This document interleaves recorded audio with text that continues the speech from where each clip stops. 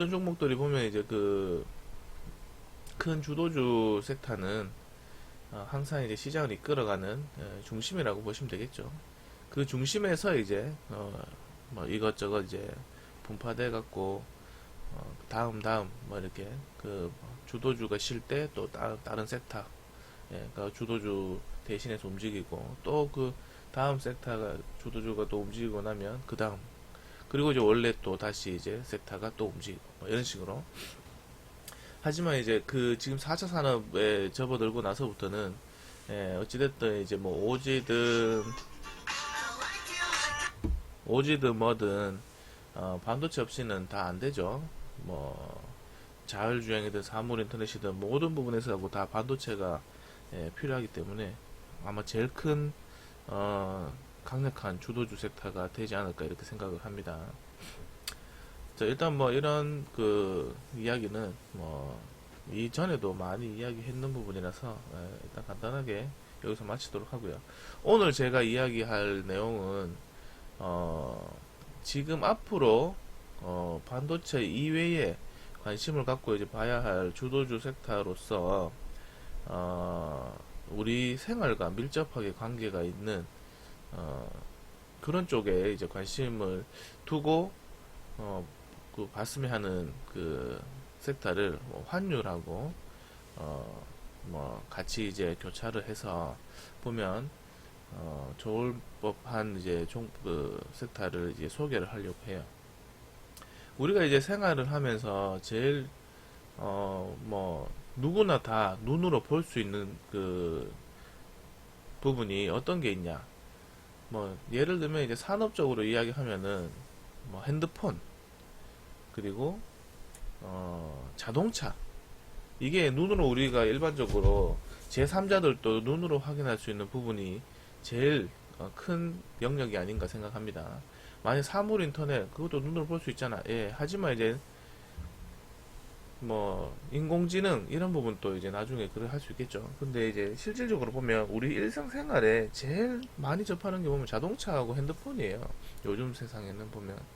사물 인터넷은 각자 집안에서 이렇게 이루어지기 때문에 내가 그 사람 집을 방문하지 않는 이상 볼 수가 없어요. 예, 그냥 뉴스나 매스컴에서 이제 사물 인터넷 떠들고 인공지능 AI 뭐 이런 거 떠들고 스마트 팩토리 떠든다 하더라도 내가 공장에 가지 않는 이상 스마트 팩토리에 관련해 갖고 우리가 쉽게 접할 수 없다는 거죠. 하지만 우리가 쉽게 접할 수 있는 건 뭐냐? 생활 속에서는 바로 자동차. 우리 맨날 타고 다니잖아요. 앞으로 자율주행, 뭐 전기차, 수소차, 우리가 눈으로 이제 이런 쪽 산업이 이제 잘 되고 있다 안 되고 있다 볼 수 있는 거는 그런 지금 현재 이제 자동차나 뭐 핸드폰 이런 그 시장인 거예요. 왜 우리 일상생활과 아주 밀접한 관계가 있기 때문이에요.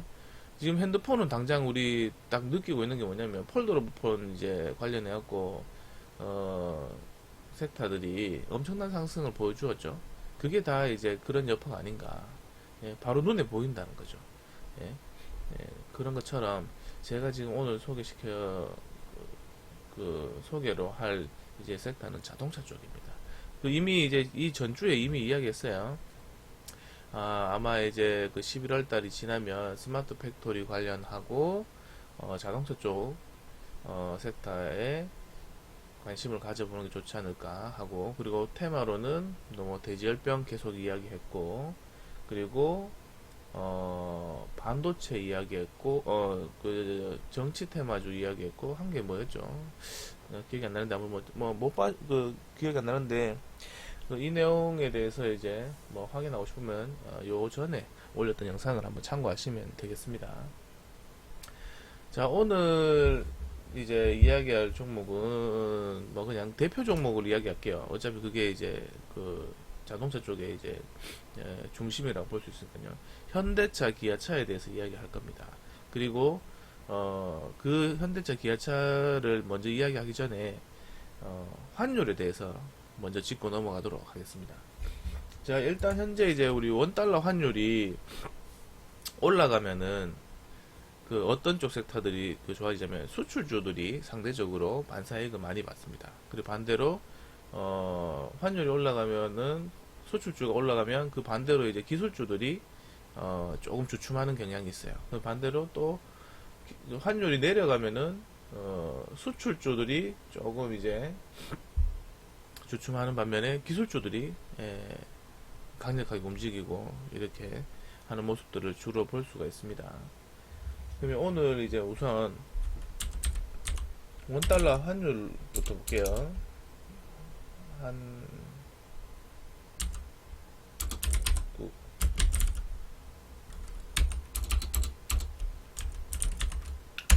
아이고 원달러 호주 달러 원달러 환율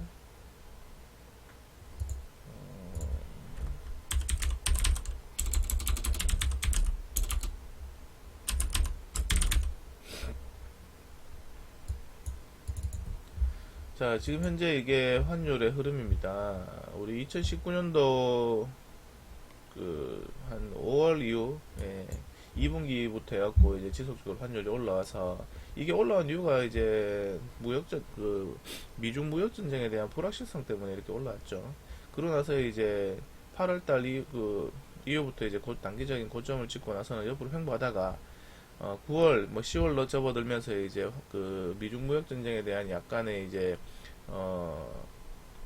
협의점이 만들어지고 있는 이런 상황들이 보여지면서 이렇게 환율이 쭉 내려왔어요. 하지만 이제 그래도 지금 올 초에 비하면 작년에 비하면 상당히 많이 올라온 와 있다는 걸 알 수가 있습니다. 자, 그러면 현재 이제 작년보다는 환율이 많이 올라 있기 때문에 상대적으로 수출주에 이제 긍정적인 영향을 받겠죠. 예전에 이런 뉴스도 있었다고 하던데 자동차 업종에서 환율이 10원 오르면 영업이익률이 4천억이 증가한다는 이런 뉴스도 또 있었다고 하더라고요. 한번 찾아보세요. 그거는 그런 것처럼 지금 상대적으로 작년에 비하면 한 100원 가까이 올랐어요. 그러면 분명히 이런 부분에 있어갖고 긍정적인 영향을 받았다고 봅니다.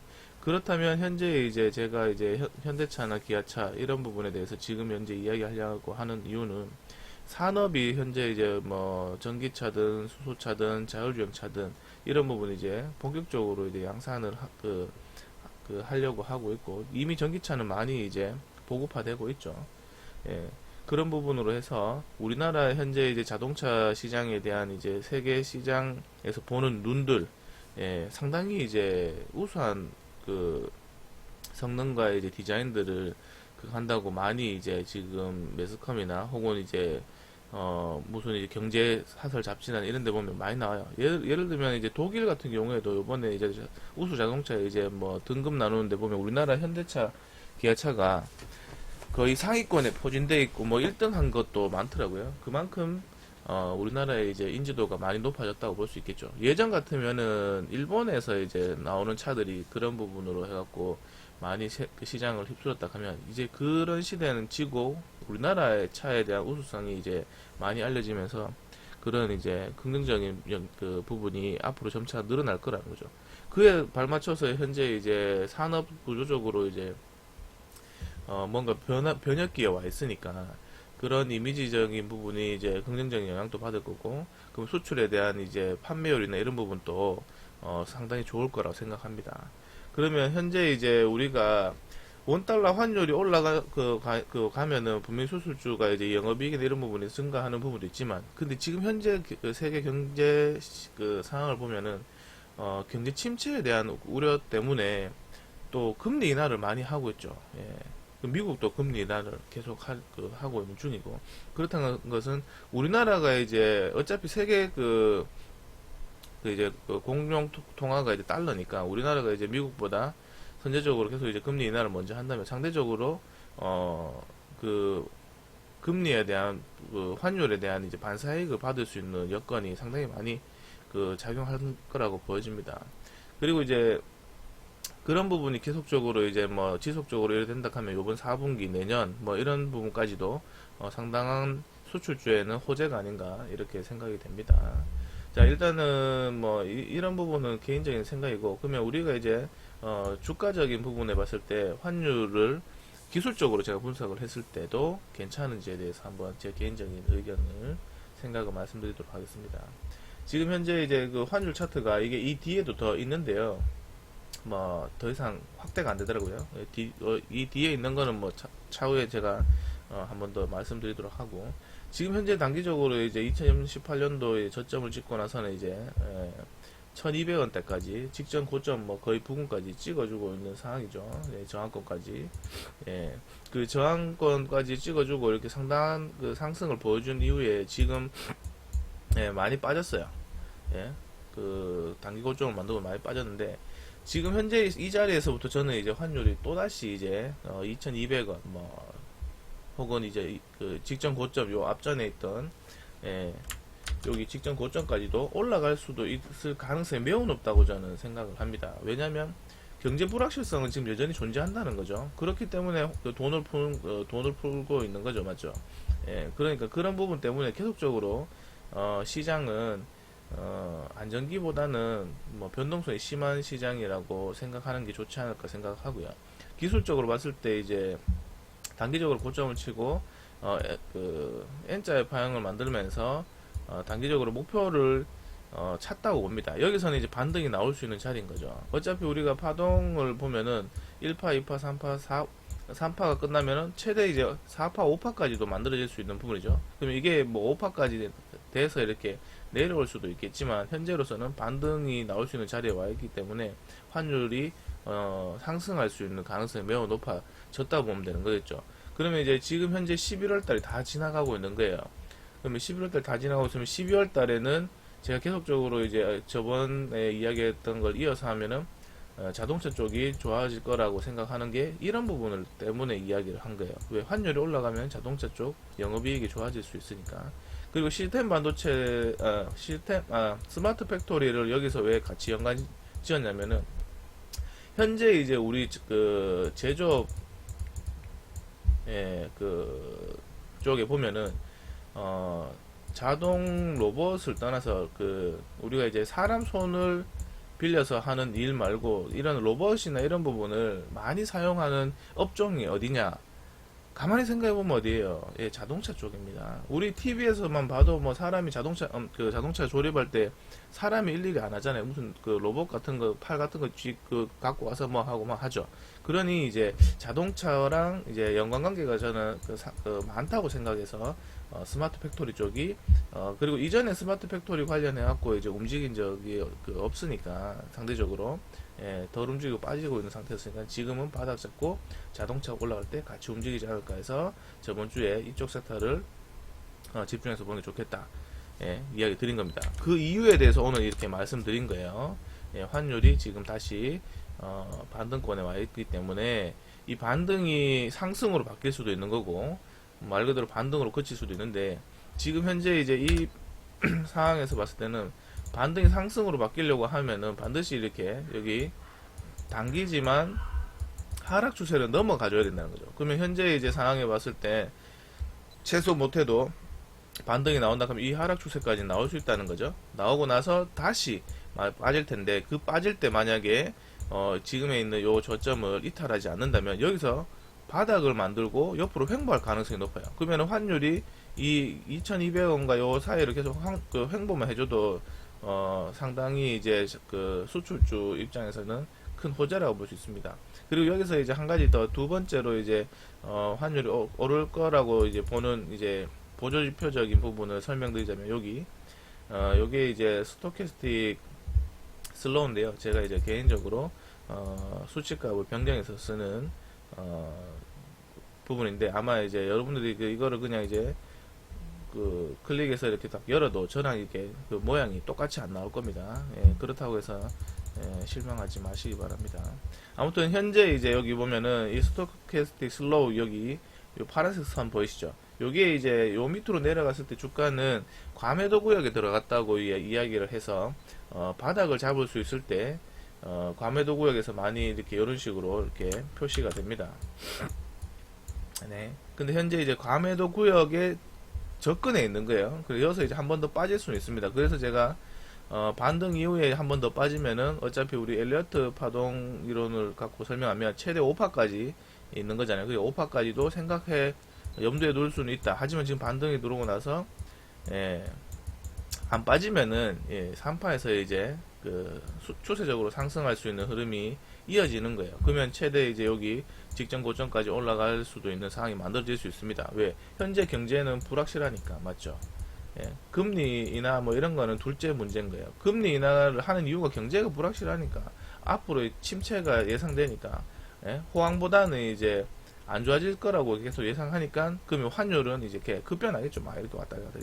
근데 이제 그런 부분을 염두에 뒀을 때는 이 5파 하락보다는 3파로 마무리되고 추세적으로 이렇게 올라가는 흐름이 나오지 않을까 이렇게 생각합니다. 이 환율에 대해서는 제가 일단은 현기차 설명 이후에 다시 하도록 하겠습니다. 아무튼 이런 이유가 지금 현재 자동차 쪽에 관심을 가질 필요가 있지 않나 해서 말씀드린 겁니다. 자, 그러면 이제 환율은 뭐 이렇게 짧게 끝내고요. 말을 하려고 하면 엄청 내용이 많아요. 그래서 최대한 줄이려고 하다 보니까 거의 뭐 이제 딱 여러분들이 딱 이해할 수 있는 수준에서 이야기를 하려고 하다 보니 이렇게 최대한 기술적으로 막 설명을 드리는 겁니다. 자, 그러면 이제 현대차와 기아차를 한번 보도록 할게요. 혹시나 이게 물려있는 분들이라면 지금 제 이야기는 희망이 될 수 있겠죠. 아, 올라갈 수도 있다고? 뭐 이렇게. 그러면 현대차부터 보겠습니다. 자, 일단 현대차 현재 흐름, 이제 큰 흐름부터 봤을 때는 이제 2018년도 이후에 이제 급등을 해서 우리 눈에 보이는 3, 4의 이제 형태를 만들면서 가격 조정 이후에 상당한 기간 동안 이제 추세적으로 지금 빠지고 있습니다. 그러면서 이제 최근에 오면서 이제 달라진 게 뭐냐면 그 추세 부근에 여기 보이시죠? 우리 뭐 눈에 보이잖아요. 이렇게 추세를 넘어가려는 흐름이 이제 2018년도 한번 왔지만 넘어가지 못하고 오히려 이 박스권 이탈하면서 한 번 더 가격 조정을 줘버린 거죠.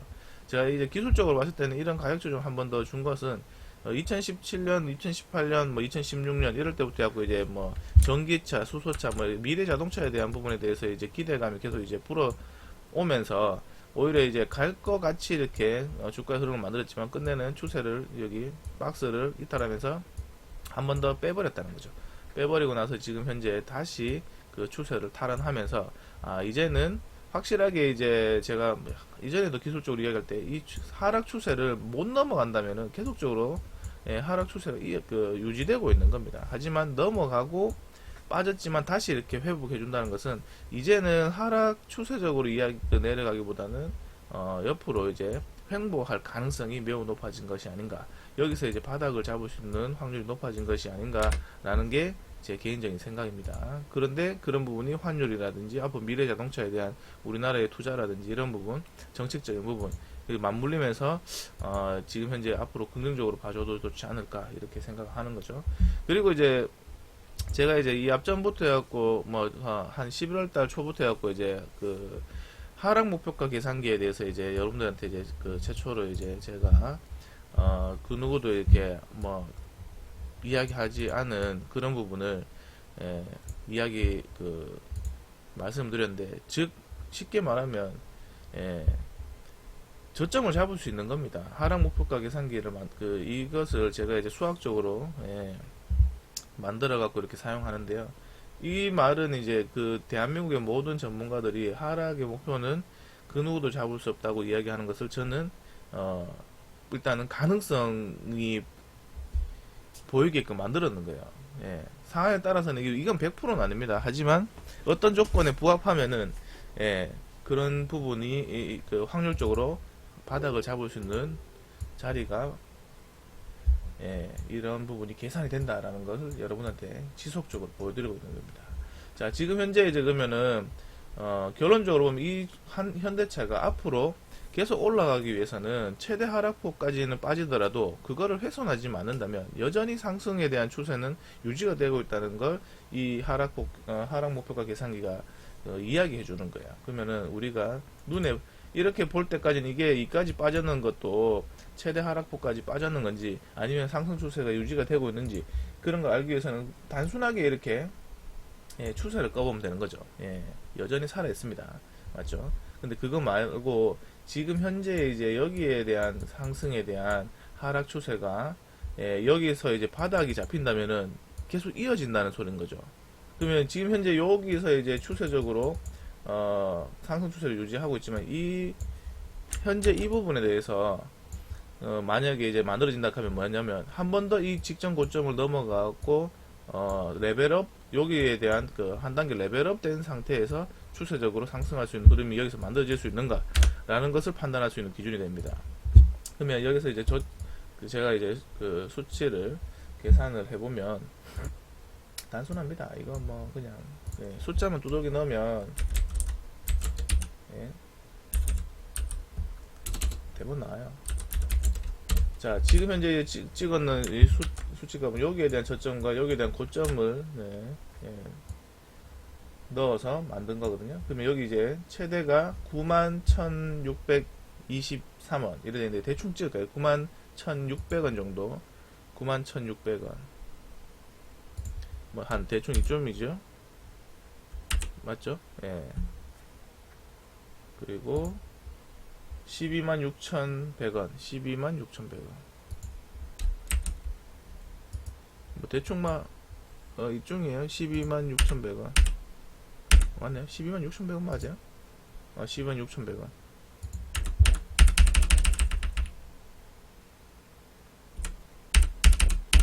뭐 대충 이렇겠네요. 지금 현재 이제 우리가 눈에 보이는 것은 여기에 대한 상승의 최대 하락폭은 91,700, 600원 정도였어요. 그리고 이제 적정 수준이 126,100원 이렇게 됐는데, 지금 저는 이제 이 앞전에도 설명드렸다시피 주가가 요 밴드 안에서 이제 바닥을 만들고 올라가면은 여전히 상승 추세가 유지가 된다고 이야기 드리는 겁니다. 그러면 보세요. 최근에 2018년도 때 이제 우리 지수가 빠지면서 같이 빠졌는데, 그리고 나서 반등이 나와가고 지수도 같이 올라오고 있죠. 그런데 보세요. 지금 눈에 보이는 것 같이 최대 하락폭에 부근까지 딱 빠지고 나서는 이제 바닥을 다지고 올라가고 있는 중입니다. 그리고 나서 적정 수준에 와서 이제 지금 현재 박스권 형태로 지금 움직이고 있죠. 이 흐름을 이렇게 설명할 때는 제가 얘는 뭐 앞전에 이야기한 것처럼 추세적인 부분도 이야기했고 환율적인 부분도 이야기했고 이런 기타 이제 재반 사항들을 봤을 때 여기가 만약에 이제 이 업종이 안 좋아질 것 같았으면 이 최대 하락폭 이탈하고 내려갔다는 거죠. 만약에 만약에 깨는 종목도 많습니다. 하지만 깼다면은 아직까지 이 종목이 갈 수 있는 상황이 못 됐다는 거죠. 왜? 그러면 이 자리를 깬다는 것은 두 가지 이유 때문에 깬다 했죠. 개미 털기랑 매집이 더 됐을 때. 그러면 현재로서는 이제 그런 과정이 안 나오고 정상적인 흐름이 나오고 있다는 거예요. 그러면 여기서 이미 이제 박스권 움직일 때 사람들이 뭐 앞으로 더 가지 않겠나 하는 기대감 때문에 여기서 많이 샀는 개인들이 있겠죠. 그런 부분을 여기서 털었다는 거예요. 털고 나서 다시 이제 흐름을 만들고 있으니까 오히려 이제 적정 하락폭까지 이제 빠진 상태까지 올라오면서 이렇게 흐름을 만들어주고 있고, 추세적인 부분도 넘어가 있고, 경제적인 부분이나 여러 가지 시장 상황을 봤을 때 이런 것을 같이 봤을 때는 저는 개인적으로는 여기서 하락이 마무리가 되고 상승 추세로 이어갈 수 있는 최대 이제 맥점이 아닌가 이렇게 이야기 드리는 겁니다. 그러면 현재 이제 뭐 이 앞전에 자동차 현대차 갖고 있어 물려있던 사람들한테는 좋은 소식이죠. 그러면 대응 방법은 단순해요. 내가 만약 이 앞에 이제 뭐 비중을 많이 안 싣고 한 20-30% 갖고 있던 사람 같으면 어떻게 했어요? 여기서 바닥이 만들어진다면은 본격적으로 올라갈 수 있잖아요. 그러면 추가 매수에 대한 적극적인 자리가 아닌가 이렇게 이야기 드리는 겁니다. 그러면 이제 추가 매수를 언제 하냐? 뭐 단순하죠. 우리 어찌됐든 이야기하는 것은 이런 작은 추세도 무시하면 안 된다는 거죠. 이탈하면은 조금 쉬었다가 가격 조정이든 기간 조정을 받았다가 다시 갈 수 있다는 거예요. 그러면 어떻게 돼요? 하락 추세도 마찬가지죠. 요 단기적인 하락 추세. 내가 지금 현재 이 종목을 이 앞전에 물려 있어 갖고 어떻게 뭐 추가적인 대응을 하려고 생각하고 있는 분이라면 단기 추세를 보시든지, 아니면 여기서 이제 본격적으로 빠졌으니까 빠진 지점과 이제 고점을 연결해서 이어지는 이렇게 하락 추세를 돌파하면은 여기에 대한 여기서 시작된 하락에 대한 추세는 이거를 돌파를 하면은 그 힘이 약해진다는 소리인 거예요.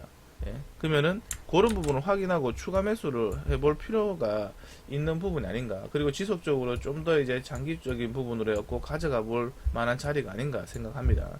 그리고 이제 보조지표상에 저기 과매도 구역에 지금 접어들었다고 표시를 하고 있어요. 그러니 저는 이런 여타 사항을, 재반 사항을 봤을 때, 지금 현재 자리는 크게 더 빠지기보다는, 빠졌더라도 이 제한적으로, 한계가 있다고 봅니다. 빠지는 것보다는 오히려 상승할 가능성이 높다고 이렇게 보여지니까, 이런 부분을 참고하셔서 추가적인 매수를 한번 해보는 것도 괜찮지 않나라는 생각을 말씀드린 겁니다. 저는 그리고 이제 현대차, 기아차, 그럼 이제 현대차 봤으니까 기아차도 보면 되겠죠? 예, 기아차 마찬가지입니다. 예. 기아차 같은 경우에는 무슨 이게 선을 꺼놨는데요. 지금 보시는 것과 같이 일단 큰 흐름에 봤을 때는 여기 보시는 것 같이 이렇게 보이시죠? 예, 저는 개인적으로는 현대차보다는 기아차가 좀 더 상황이 더 좋다고 봅니다. 어찌됐든 전체적인 이렇게 봤을 때는 여기서 고점과 그 다음 고점을 연결하는 하락 추세를 지금 현재 2019년도 와갖고 이제 그 돌파한 이후에 횡보하고 있다는 거죠. 뭐 빠져갖고 이제 지지 확인할지 안 할지는 그거는 뭐 좀 더 지켜봐야 되겠지만, 이런 상황을 봤을 때는 오히려 이제 기아차가 현대차보다는 앞으로에 대한 뭔가 더 큰 기대감이 여기에 숨어 있는 게 아닌가라고 이제 생각해 보는 거죠. 그런 부분이 왜 그러냐면, 여기 수급을 보시면 지금 현재 이제 여기 주황색 요게 외국인이고 요게 그 기관이고 요 초록색이 개인이에요. 지금 보시면은 거의 뭐 바닥을 다질 수 있는 이런 자리에 와서 외국인과 기관들의 이제 매수 들어오는 물량을 보고 저는 그런 부분을 좀 생각을 한 번 더 해봅니다. 그럼 현대차는 어떤가 한번 같이 보면 되겠죠. 현대차는 지금 여러분이 보시는 것 같이 현대차는 바닥권 쪽에 왔는데 오히려 이제 외국인에 대한 물량이 거의 없죠. 예. 근데 기관들은 자꾸 잡아주고 있어요. 그래서 저는 현대차보다는 기아차가 좀 더 이제 그 수익률 게임에서는 오히려 더 나은 뭔가가 있지 않을까라고 기대를 해보는 거예요. 왜? 이 외국인들이 바보 등신은 아닐 거잖아요. 예. 뭐 저보다 똑똑한 사람들이 이렇게 할 거니까 뭔가 있는 거 아닌가, 이런 걸 보고 이제 조심스럽게 의심을 해보는 겁니다. 자, 그러면 이제 기아차도 마찬가지. 현재 이제 여기 단기적으로 여기 바닥을 찍고 상승 이후에 2009년도 똑같이 현대차랑, 그럼 현재 이제 이렇게 추세적으로 하락하고 이렇게 바닥을 잡고 올라가는 이 자리가 정상적인 흐름인 거 아닌가. 대번 그냥 목표가 계산해 보면 됩니다. 뭐 딴 거 없습니다. 예, 여기 5,720원과 84,800원. 예, 지금 여기 마찬가지 여기 저점과 고점을 적용하면 대입하면 되는 겁니다. 그럼 최대 하락폭이 24,300원, 24,300원, 24,000, 뭐 대충 할게요. 뭐 이게 요렇게 일일이 뭐 정확하게 35,920원, 35,000 뭐 이렇게. 자, 그러면 딱 요것만 딱 봐도 지금 현재 차이가 있죠. 예, 현대차는 최대폭까지 찍어주고 갔는데 이 기아차는 어찌됐든 간에 뭐 개미 눈꽃만큼 이제 이지만 좀 더 강했다는 게 우리 느껴지는 겁니다. 맞죠? 예, 이런 걸 봤을 때 아마 그런 부분은 이제 이 외국인의 이제 수급 때문에 그런 영향이 있었지 않을까 이렇게 생각하는 거죠.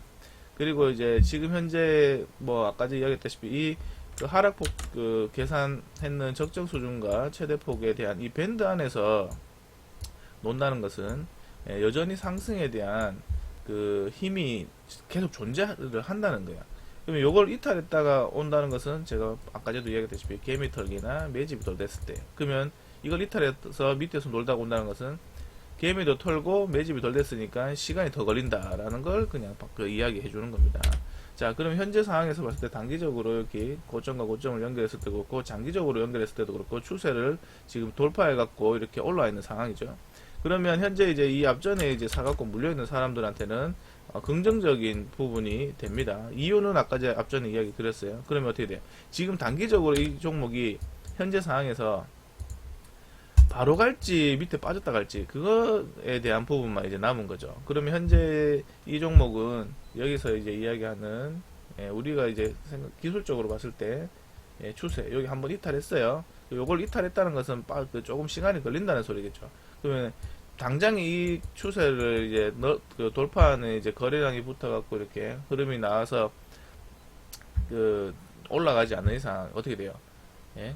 지금 현재 여기 단기적으로 만드는 이 저점 구역들, 요런 것들, 요런 구역을 기준으로 해서 박스권으로 이렇게 횡보하면서 움직일 가능성이 높다는 거죠. 그럼 요런 부분이 이제 완성이 되면 어떻게 되겠어요? 상승할 가능성이 높은 겁니다. 지금 현재 보시는 것과 같이 단기적인 흐름에서 보면은 아까 전에 현대차 보셨다시피 현대차는 이렇게 올라가고 나서 요렇게 이제 빠지는 흐름이었다면 요거는 올라가고 나서 옆으로 그냥 횡보해주는 흐름이 나오고 있다는 거죠. 그런 것만 봤을 때 이 둘 중에는 확실히 강한 종목은 기아차가 더 강한 힘을 갖고 있다고 저는 이제 이야기 드리는 거예요. 그래서 저는 이게 뭐 이렇게 빠질 수도 있습니다. 빠진다고 해도 큰 문제는 안 돼요. 아직까지 뭐 저점을 이탈하고 빠진다 해도 큰 문제가 안 됩니다. 왜냐면 이제 그 단기적인 흐름에서 지금 현재 추세가 넘어가는 상태잖아요. 그러면은 이 추세가 지지가 되는지 확인하고 하러 내려올 수도 있는 거예요. 기술적으로 봤을 때. 그거는 뭐 지나봐야 알겠지만 현재 흐름만 봤을 때는 여타 상황을 봤을 때는 빠지기보다는 여기 제가 지금 꺼내는 요런 구역을 박스로 만들면서 옆으로 횡보하면서 시간을 좀 더 보내주지 않을까. 그러면서 이제 환율이 좀 더 이렇게 올라감으로 인해서 이제 오히려 직전 고점을 돌파하면서 넘어가지는 흐름이 바로 이어지지 않을까 이렇게 생각이 됩니다. 그리고 여기 보시는 것 같이 지금 현재 이평선이 240일을 기준으로 해서 나머지는 다 수렴이 되어 있는 상태예요. 그리고 요번에 주가가 이제 그 수렴된 이평선을 위에서 이렇게 돌파를 해서 이제 해 있는 상태죠. 그럼 요거를 안착해주는 흐름이 나올 가능성이 높지 않나 이래 보여지는 거죠.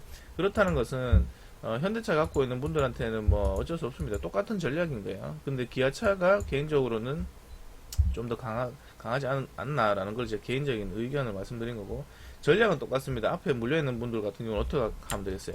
만약에 이 종목이 조금이라도 더 빠진다면은 적극적으로 매수를 해보는 방법이 오히려 이제 내가 샀는 매수가보다 그 추가 매수를 하면서 낮추는 그런 효과도 보고, 오히려 이게 그러면 또 빨리 이제 현재 상황상 이제 상황상 이렇게 올라갈 확률이 높다면은 이런 부분을 적극적으로 이렇게 해보면 이런 매수가가 낮아지는 효과와 오히려 빠른 상승으로 인해 현재 상승으로 인해서 빨리 손실에서 수익 전환할 수 있는 기회가 아닌가 이렇게 말씀을 드리고 있는 거죠. 뭐 아무튼 이런 부분 참고를 하시면 될 것 같고요. 뭐 더 많은 이야기를 할 수도 있는데 길어봤자 뭐 머리만 아픈 이야기고, 그래서 최대한 기술적으로 책에서나 나올 법한 그런 내용들로 여러분들도 이제 많이 공부를 하시잖아요. 그래서 여러분 수준에 맞게끔 이야기를 드렸으니까, 이것도 어렵다 하시는 분이 있을 거예요. 그러면 공부가 덜 된 겁니다. 이것도 이해 못한다면 큰일 났습니다. 혹시나 그런 분이 있다면은 투자금을 욕심 없이 확 줄이고요. 일단은 내가 매매를 통해서 이런 기준을 빨리 만들어가는 시간을 더 갖는 게 좋습니다. 지금 현재 뭐 주식 현재 시장을 좋게 보는 사람도 있고, 저처럼 좋게 앞으로 좋아질 거라고 보는 사람도 있고, 반대로 나빠질 거라고 생각하는 사람도 분명히 있습니다. 맞죠? 그러니까 내가 실력이 기준이 없다 라고 생각하는 분들은 공부를 더 하세요. 비중을 확실히 줄이고, 아시겠죠? 근데 큰 문제가 뭔지알아요? 제가 이렇게 이야기를 하잖아요. 근데 이 방송을 듣는 분들 100이면 100 전부 다 나는 실력이 없다고 생각 안 합니다. 왜? 수익 내거든. 나 손실 좀 나지만 수익 내는데 뭐 그건 초반 아니지. 에이, 뭐 이렇게 생각할 거야. 근데 저는 감히 이야기합니다. 제가 이전에 이야기했죠. 초보나 고수나 한 끗 차이라고. 초보는 수익 내는 건 똑같아요. 손실 나는 것도 똑같아요. 예? 한 가지 다른 점이라면 대응이 다릅니다. 초보는 수익 나면 요만큼 먹고 손실은 이만큼 나고요. 수익은 요만큼 먹고 수익은 이만큼 나는 거예요. 근데 고수는요, 손실은 요만큼 나고 수익은 이만큼 나고 손실은 요만큼 나고 수익은 이만큼 난다는 거죠. 이 말은 뭐냐면 똑같이 수익을 낼 수 있지만 손실에 대한 리스크 관리가 확실하다는 거예요. 자기 기준에 대해서 신뢰를 갖고. 예? 근데 우리 개인 투자자들 크게 실수하는 게 뭐예요? 예? 욕심 때문에, 예? 안 되는 거예요. 무슨 욕심? 본전 욕심. 만약에 그 주식은 또 아무리 있잖아요. 그 고수라도 이런 자리에서 살 수도 있습니다. 예? 누가 봤을 때 이게 지나왔는 걸 갖고 이야기를 하자면 고수도 있잖아요. 아이씨, 이 뭐야? 고수도 막말로 이 다 지나왔는 걸 갖고 설명하면 똑같이 이런 자리에 살 수 있어요. 예? 이런 고점 부근에 살 수 있어요. 근데 고수는 있잖아요. 자기 기준에서 만약에 뭐 추세 깨지면은 작살나니까 무조건 손절하겠어 하면 손절을 해요. 예? 손실을 보더라도 이거를 뭐라 생각하냐면 기회비용이라 생각하는 거예요. 내가 잘못된 판단으로 해서 나는 여기서 더 치고 올라갈 거라 생각했는데 이 내 생각과 반대로 움직이기 때문에 분명히 이거는 뭔가 문제가 있다 생각해서 내 기준과 틀리기 때문에 손실이 나더라도 잘라버리겠어 해서 기회비용이라 생각하는 거예요. 그러면 어떻게 돼요? 나중에 알고 보니까 내가 생각했던 대로 이렇게 올라가지 않고 이렇게 결과론적으로 이렇게 흘러버리면 이 사람은 잘된 선택을 한 겁니다. 근데 개인들은 어떻게 하냐면요. 분명히 그런 기준은 비슷하게 세웠을 거야. 추세를 이탈하면 자른다든지, 고점이 낮아지는 흐름이 보이면 기준은 많잖아요. 가지각색이야. 하지만 결론은 뭐냐면, 못 잘라. 왜? 찔끔찔끔 흐르다 보니까, 에이, 올라오겠지. 반등 나오면 내 본전에 나와야지라는 생각을 하는 거죠. 근데 본전을 주나? 안 주지. 그럼 여기서 이제 쭉 빠지고 있다가 그럼 여기서 반등이 이렇게 딱 나왔어요. 그럼 어떻게 생각하죠? 역시 올라오는구나. 자기는 사는 자리는, 예? 사는 자리는 똑같이 만약에 얘를 고수나 초보나 똑같이 이런 데 사는데 고수는 여기 잘라서 그냥 마이너스 3, 4% 손실 보고 나왔어. 하지만 초보는, 예? 쭉 빠지고 있다가 올라오면 내가 본전까지 팔아야지 하는 욕심 때문에 기다려요. 근데 이렇게 반등이 나와. 역시 올라오는구나 라고 기다렸는데 어떻게 돼? 본전가까지 안 와. 그러고 나서 여기서 무슨 생각한 줄 알아요? 예? 더 올라가겠지 싶어갖고 이런 데서 물타기를 하는 거야. 근데 여기서부터 또 빠져요. 예? 이거 반등 나오겠지. 저점만 안 깨지면 또 안 깨지면 돼. 그러면 기준이 달라졌죠. 여기서는 추세 안 깨지면 여기서는 올라오니까 더 올라가겠지 하고 빨리 물타기해서 빨리 복구해야지 하는 생각에 이렇게 물을 탔는데 어떻게 돼? 여기서부터 빠지는 거예요. 그럼 안 깨지면은 가겠지라는 생각으로 이제 또 기준이 달라져 버린 거죠. 여기 상황에 맞춰서 기준이 이렇게 변한 거예요. 응? 그러면 안 된다는 겁니다. 예, 이런 말 하면 엄청나게 길어져서 여기서 짧게 끊도록 하고요. 제가 마지막으로 이제 현기차 다음으로 이제 환율에 대해서 한번 이야기 드린다 했죠. 예, 앞으로 이 시장을 어떻게 보는가. 근데 우리 이제 HTS 보니까 이게 환율이 그 전체적으로 다 안 나오더라고요. 그래서 제가 그 전체적으로 다 나오는 부분을 여기 사이트에서 보고 설명을 하도록 하겠습니다. 이게 환율이에요.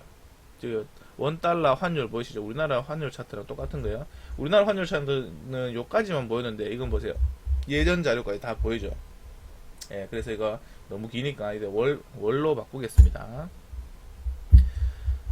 자, 일단 노란색 이거 지우도록 하고, 지금 현재 이제 우리 월로 봤을 때 환율은 그 흐름은 이렇습니다. 자, 일단은 추세적인 부분을 먼저 볼게요. 하락 추세. 예, 지금 현재 하락 추세 맞고 떨어지고 있는 중인 거죠. 이렇게 봤을 때는 상승 추세. 예, 이렇게 상승 추세를 봤을 때 얘는 추세가 계속 지속적으로 유지가 되고 있는 것처럼 보이죠. 그러면 현재 이제 지금 보시면 뭐예요? 우리가 책에서 보면은 삼각 수렴 이후에 삼각 수렴이 이제 막바지 단계에 오면은 그 밑으로 힘이 분출되든가 위로 힘이 분출된다고 이야기하죠. 지금 그런 수렴의 거의 막바지 단계에 다 와 있는 겁니다. 맞죠? 그러니까 이제 곧 있으면 위로든 밑으로든 한번 분출이 나올 것이다. 하지만 이제 우리가 그 기술적으로 보면은 차트 이렇게 잘 만들어 놓고 상승하려고 하는 종목들은 개인들이 많이 타 있으면 어떻게 해요? 골프하기 한번 나오죠. 예. 그런 종목도 있고 아니면은 돌파해서 오히려 빨리 돌파해서 이제 위에서 못 하도록 이렇게 만드는 종목 그 부분도 있는 거예요. 근데 이거는 뭐 해야 될지는 모릅니다. 그건 상황에 따라서 맞춰봐야 되지만 지금 현재 이제 전체적인 흐름을 봤을 때 환율은 단기적인 바닥을 찍고 요 보조지표 똑같이 이제 그 HTS에서 있는 거랑 같은 거를 이제 쓰고 있습니다. 바닥을 찍고 지금 급등하고 있는 중이에요. 그러면 현재 이제 뭐 미중 무역 전쟁에 대한 이제 그런 그 상황들이 호전되는 부분이 있으니까 이렇게 빠지고 있는데 그럼 요것도 이제 단기적으로 빠지겠죠. 맞죠? 그럼 요게 이제 중심선인데 그러면 요게 빠져서 이거 중심선을 타치하고 나면 어떻게 되죠? 다시 올라갈 수 있는 겁니다. 예, 패턴을 갖고. 그러면 현재의 흐름상 봤을 때는 여기 19년도, 17년도 이제 1997, 뭐 8, 요때 우리가 이제 우리나라에 큰 악재가 있었죠. IMF. 그럴 때 환율이 이만큼 개급등했어요. 그러고 나서는 2008년도 이제 미국발 금융위기 있었죠. 그러고 나서 이제 환율이 개급등했어요. 그러면서 이제 그에 따른 이제 고점을 연결하는 지금 현재 수렴이 되고 있는 상황입니다. 그리고 이평선을 봐도 맞죠. 이빨이 수렴돼 있어요. 밑으로 터지느냐, 위로 터지느냐, 그것이 문제로다. 예, 하지만 저는 전체적인 경제 상황을 봤을 때는 전부 다 침체 위기가 올 거라고 생각해서 돈을 풀고 있잖아요. 맞지? 그래서 저는 이제 밑으로 가기보다는 위로 터질 확률이 높지 않을까. 그래서 우리가 언제 터질지는 몰라요. 1년 뒤에 터질지, 2년 뒤에 터질지, 3년 뒤에 터질지 모른다 이거지. 예? 하지만 경제 침체가 된다고 해서 돈을 풀고 있는데 그 돈을 풀어도 경제가 못 살아나면 어떻게 되겠어요? 그러면 어느 나라에서도 뭐 큰 위기가 한 개 뻥 터지겠지. 그러면 어떻게 돼? 원달러 가치가 확 높아지겠죠. 그러면 어떻게 돼? 우리나라 주식, 증시 확 떨어지겠죠. 예? 우리가 상대적으로 단순하게 얘기하면 환율이 올라가면 우리나라 같은 경우는 주가가 반대로 떨어집니다. 예? 그런 작용. 그래서 이제 환율과 주가를 이제 같이 볼 때는 그런 식으로 이제 방법으로 보는데 지금 만약에 제가 생각하는 것처럼 수렴 이후에 터져갖고 이제 지금 경제 상황이나 이런 거 봤을 때 돈 풀기에도 안 됐을 경우에는 뭔 일이 터지긴 터질 건데 이게 어디까지 올라갈지 모르는 거야. 여기서 이제 추세를 닫고 올라가면은 아마 우리 나라뿐만 아니라 전 세계에 아마 대공황이 한번 올 수도 있는 가능성이 있는 거예요. 하지만 뭐 그건 둘째치고 그렇다 하더라도 분명히 산업은 계속 성장하고 있다는 거예요. 예, 이런 대공황이 온다 하더라도 분명히 솟아날 구멍은 있다는 걸 미리 이야기 드리겠습니다. 하지만 조심해서 나쁠 거 없다. 주식하는 우리 사람의 입장으로서는 이런 부분을 미리 이제 생각을 해놓는다면 항상 내가 어떻게 대응할지에 대한 전략을 구상해 놓고 있다면 그런 상황이 왔을 때 빠르게 대응하면 되는 거예요. 근데 아무 생각 없이 그냥 하고 있으면 어떻게 되세요? 예? 올라가면 올라간 대로 하다가 뭐야? 또 똑같이 이제 우리 항상 실수하는 것처럼 올라가면 하다가 고점에서 더 올라가겠지 하고 사갖고 이제 빠지면 작살나는 경우 똑같이 이제 실수를 매번 반복할 겁니다. 개인들은. 예, 저도 개인이지만 그런 실수를 반복하지 않기 위해서 이렇게 열심히 노력하는 거죠. 예전에 저도 똑같았습니다. 아무것도 모를 때. 자, 그러면 반대로 뭐예요? 그러면 올라가서 하고 있을 때 보면 분명히 올라가다 쉬고 하는 자리가 있을 거예요. 그러면 어떻게 돼? 환율이 올라가면 우리나라 지수는 빠진다 이거예요. 그러면 어떻게 돼? 솟아날 구멍이 어디냐? 요런 거 있잖아요. 요런 거. 쉬어갈 때. 예? 그러면 그때 당시에 이제 뭐 뻥뻥뻥뻥 이렇게 뭐 산업들의 성장주 같은 경우는 움직일 거라는 거예요. 그리고 제가 아까 이야기했죠. 환율이 올라가면 뭐예요? 수출주들이 호재를 입는데 대공황이 오면 수출 그런 게 되겠습니까? 안 되겠지. 예? 그러면 이제 주식적으로 봤을 때는 내가 아까 전에 제가 현대차하고 이런 뭐 기아차 좋아질 수 있다 이야기했는데 이런 걸 이야기할 때 대공황이 오는데 수출이고 나발이고 어떻게 살아남아? 라는 걸 지금 이야기 드리는 거예요. 맞죠? 그러면 좀 아이러니하게도 모순적인 부분이죠. 하지만 그거는 이런 상황이 직접 부닥쳤을 때 이야기인 거고, 근데 지금 현재 이제 환율적인 부분을 이야기했을 때는 현기차들 10원 올라갈 때마다 영업이 4천억이 이제 왔다리 갔다리 하는 그런 부분이 있다라는 걸 이야기 드렸잖아요. 그래서 이제 긍정적인 부분이 있을 수 있다. 그러면 대공황이 오기 전에는 반드시 반드시 거품장이 반드시 옵니다. 거품이 많이 끼면 많이 낄수록 그게 심하죠. 우리가 이제 일본이 이제 잃어버린 20년 뭐 이런 식으로 했던 게 뭐냐면, 그 전에 이제 무슨 미국하고 이제 그런 부분에 해갖고 이제 그 세계적으로 이제 그 두 번째로 그 경제 강국 이렇게 할 때 이제 쭉 주가가 쭉 올라가고 이렇게 그랬을 때 거기서 이제 너무 거품이 많이 끼다 보니까 주가도 하늘 천정 끝을 모르고 이렇게 막 올라가고 있다가 그게 이제 거품이 확 빠지기 시작한 것 같아요. 그러면서 이제 지금 현재 이제 우리 그 이야기하는 잃어버린 20년 이런 게 찾아오게 된 거예요. 그래 부동산 값 작살나고 주식 박살나고. 그러니까 우리나라도 똑같은 거예요. 어디까지 거품이 올라갈지 모르겠지만 그 거품이 크면 클수록 이런 부분이 그 나중에 후폭풍이 크다. 그렇기 때문에 거품 장이 1년이 걸릴지 2년이 걸릴지 3년이 걸릴지 그건 몰라요. 그래서 지금 현재 산업이 이제 바뀌고 있으니까 충분히 그런 이제 버블장이 한 번은 올 거라 봅니다. 그러면은 그게 2년 갈지 1년 갈지 3년 갈지 4년 갈지 모른다 그지. 하지만 그런 부분이 어디서 끝날지에 대해서는 우리 예상할 수 있다는 거죠. 예상할 수 있다는 거죠. 예상할 수 있어.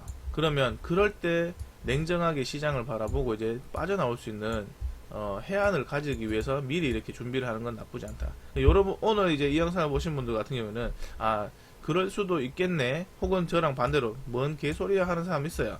그건 그 자기들 알아서 하세요. 근데 저랑 비슷한 생각을 갖고 있는 분들이라면 나도 저런 생각을 갖고 있었는데 닥터훈이도 저런 생각을 갖고 있다니 공통점이 있네, 앞으로도 좀 더 이제 관심있게 영상을 시청해야 되겠다 라고 생각이 드시죠. 그러면 당연히 구독하기와 좋아요 알람 설정까지 해놓으시면 고맙겠습니다. 오늘 영상은 여기서 마치도록 하겠습니다. 안녕.